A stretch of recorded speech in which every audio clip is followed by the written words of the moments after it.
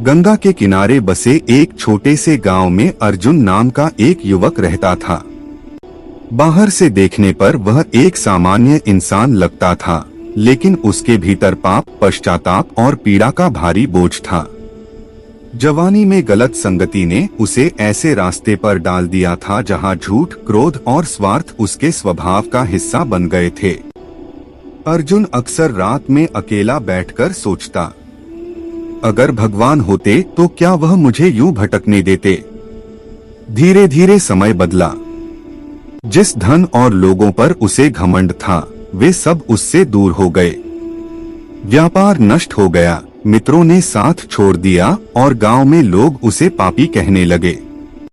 अब न उसके पास सम्मान था, न सहारा।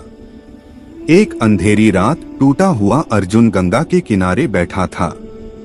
ठंडी हवा बह रही थी और उसकी आंखों से आंसू लगातार बह रहे थे। उसी क्षण उसके हृदय से पहली बार सच्ची पुकार निकली, हे प्रभु, अगर आप सच में हैं तो मुझे सही रास्ता दिखाइए। उस रात उसे एक विचित्र सपना आया। उसने देखा कि एक तेजस्वी साधु उसके सामने खड़े हैं। साधु ने शांत स्वर में कहा, मुक्ति बाहर नहीं, भीतर है। पाप से भाग मत, उसे स्वीकार कर। पश्चाताप ही पहला कदम है।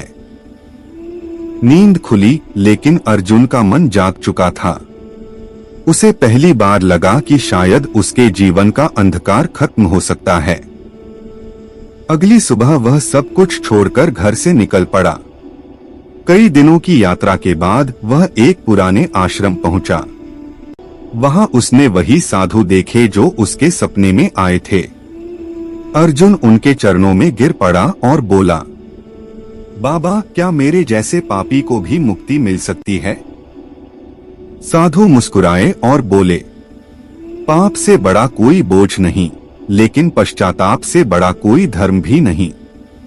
जो अपने दोष स्वीकार कर ले वही मुक्त होने योग्य होता है।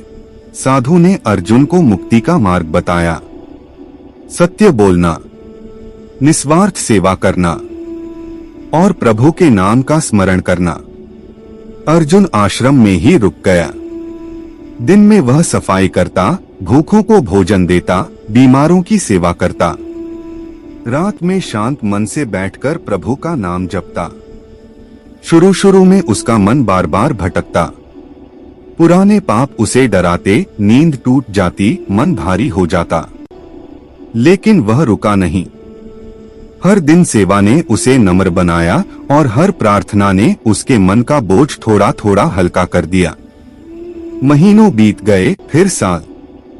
अर्जुन अब पहले जैसा नहीं रहा। उसके चेहरे पर शांति थी,